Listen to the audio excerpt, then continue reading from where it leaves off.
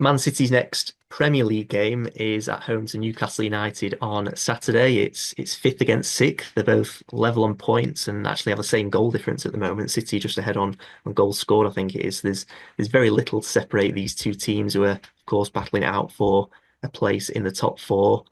Newcastle coming to this on a bit of a high, obviously, because of their success in the EFL Cup, getting to the final and progressing in the FA Cup as well. Yeah. In the Premier League, Newcastle have lost two of the last three games against Bournemouth and Fulham, but they still remain a strong side and that they can cause City problems on their day. And going into this, their away form has been quite impressive as well. They've won each of the last six games away from home, and they've scored 16 goals in total in that time. I think at least two goals in each of those games. So Yeah. they've been flying away from home. Just how difficult is this fixture against Newcastle going to be for City this weekend? Yeah, really, really hard. Newcastle are a side that City have always struggled playing against. Even when really good, at the peak of Guardiola's powers, City have always struggled with Newcastle. Not always at home. In way in particular at St James's Park, it's been a battling ground. But Newcastle right now, they are they're sort of back to the form, I would argue, that you expected of Newcastle. Like, they're in the Champions League race again. Last season it felt like, last season was a slight dip for them compared to the previous, obviously, year where they got Champions League football. They still finished way at the table last season, but Newcastle right now have that a little bit of that magic back and that fear factor because of the quality. Isak is in phenomenal form, as everyone knows. An absurd striker, scoring an absurd amount of goals. Anthony Gordon is a elite level winger. He's absolutely flying. It's the midfield and the physicality of it and the completeness of it. I look at Manchester City's midfield over the past few months and everything you could list you could list anything really, and City would have been lacking it. You could argue that City were lacking a bit of magic and creativity in the middle, definitely lacking pace, legs, physicality, defensive now. So when you look at Bruno Guimaraes, Tonali, Joelinton, that is just a bombastic bunch of midfielders. Joe Linton can do on those barreling runs, has that old forward, striker instinct. Bruno Guimaraes is the most complete midfield in the league, probably arguably other than Rodri, or Declan Rice or someone like that. I love Bruno Guimaraes. I think he's a phenomenal footballer.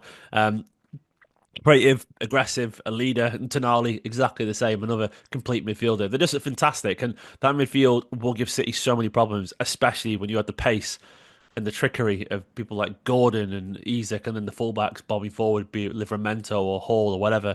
They're a really good side, and they're well organised. They're aggressive. They're even with a couple of bad Premier League results, they're very much in a good space. I would argue in terms of mentally right now. And we've got to take them seriously. I am fearful of this game actually. I think Newcastle are a quality side. The only thing that makes it a little bit easier once again is it's at the Etihad. It comes after the Real Madrid game as well, a few days after. That could make it a little bit more, I don't know, more preparation. Nico Gonzalez could be more ready by then if he hasn't already played. Yeah, it's going to be really difficult, really, really difficult.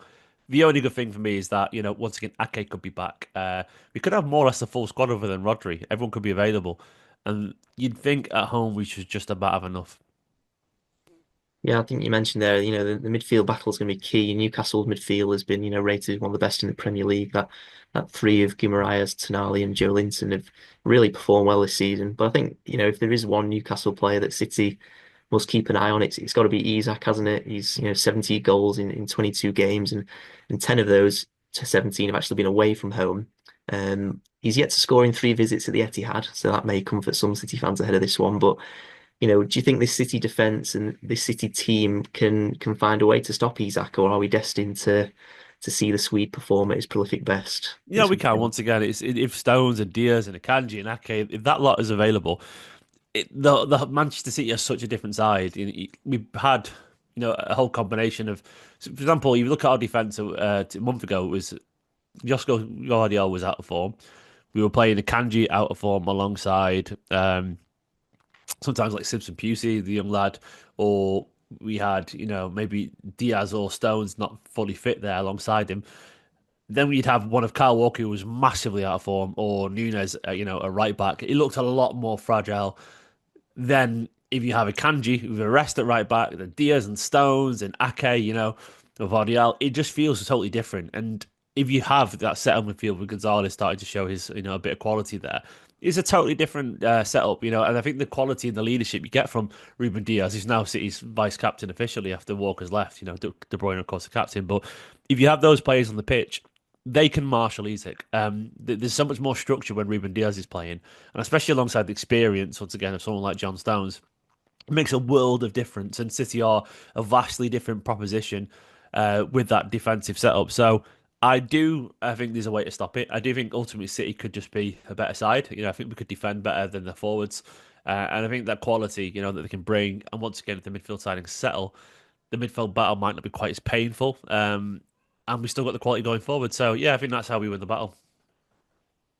Yeah, and bearing in mind City's position in the table and sort of what's still at stake this season, how important is this match for City? Massive. Could you go as far to say that it's a must win against a top four rival? Would you take a point from this match? How do you see it? It's an absolute must win. Yeah, I think City. The expectations of this campaign have shifted vastly, compared to what City usually aim for, and it has to be Champions League football now. Of course, there's an outside chance of the FA Cup, not an outside chance, a solid chance given the teams who are in it. But the aim has to be top four or maybe top five this season. We don't know, but it has to be Champions League football. When you look around, Bournemouth are flying. Villa look so confident right now. They're a few points back, Villa, but they can easily catch up with a few wins. Newcastle and Chelsea, they're the real threats there. And Newcastle, look, if we beat them, we'd be 4 points clear of them.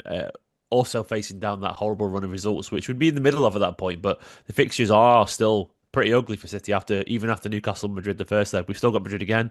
But then we've got Liverpool, Spurs, and Forest and Brighton as a run of games, which will test Manchester City an awful lot. So if we could pick up a victory against Newcastle, it gives us almost a little bit of leeway there, for a bad result against Liverpool, for a disappointing draw against Brighton or whatever, We'd probably still look. So say we got that Newcastle victory, there's 4 points clear.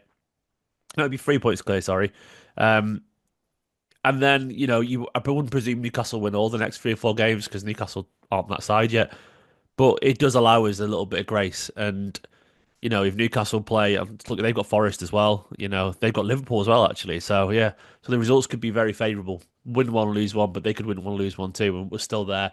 My aim for me as a City fan is just be there or thereabouts once we get out of that ugly run of form, ugly run of fixtures. Because if we are, I think at that point, I'll fancy our chances with all the players returning and the new signings.